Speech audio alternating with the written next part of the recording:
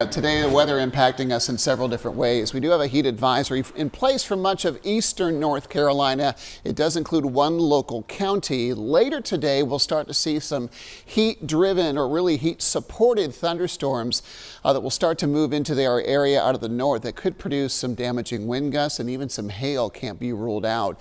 We've got some more storms in the forecast this weekend. They're not expected to be severe, but they may interrupt some later date plans that you might have, so you have a lot of ground to cover today. First, the heat advisory does not come into play until noontime today. Montgomery County is the only county locally that's included in that, but nearby Chatham, Orange counties are included in that heat advisory. Even in the Triad, we could see heat index values and expect to see them rise into the upper 90s and even lower 100s a bit later today. We're already off to a warm start, especially Winston-Salem up toward King. Temperatures are really not fallen all that far from yesterday. 77 is the current temp there, 73 at the airport, and also in High Point today. We do have some 60s really west of the Yadkin River this morning, so it is feeling a bit more comfortable.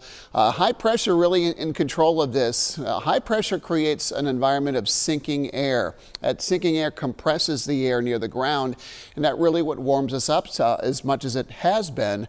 Temperatures as a result, again, expected to reach the mid-90s today. We haven't seen many 90-degree days during the month of August. 4 all told so far, and we haven't seen heat like this since that really hot stretch of weather that we saw back in mid-July. While a cold front will bring some relief, and this will be what triggers a lot of the storms that develop. Slow-moving storms will develop today and then gradually move southward, reaching really our border counties in the afternoon and the Triad later on in the evening. Could produce some intense updrafts because of that heat and could bring some nasty storms into our area. A series of fronts, one draped across the west and another one bottled up in Canada. They will follow in quick succession later in the weekend and bring more refreshing air back into the mix, but we're not there yet. So some heat-driven thunderstorms possible today. There is a risk for not only some heavy downpours and frequent lightning, but we could see some strong gusts and some large hail. A moderate risk for both of those, or at least some lightning involved in that as well. Just watch out for maybe isolated areas where the water might not be draining as quickly. We could see some ponding on area roadways. Hour by hour, you can see the sunshine really dominating the day. Start to see some fair weather clouds in the afternoon and a few spotty showers and storms. I'm not really worried about severe thunderstorms during the afternoon. It's this cluster that develops in Virginia and begins to move southward. That band of clouds that you see, a good indicator that this storm system will have some wind associated with that could down some trees and perhaps cause some power outages.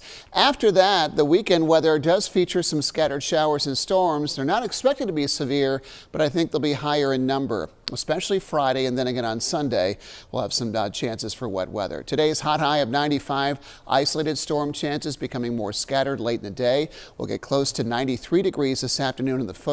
Impact icons up for that severe weather chance are really not developing until much later in the day. Mountain rain chances could begin as early afternoon. High temperatures in the mid to upper 80s today. After today, we cool some. We'll be seasonal through the weekend and then see 70s return to the forecast starting on Tuesday.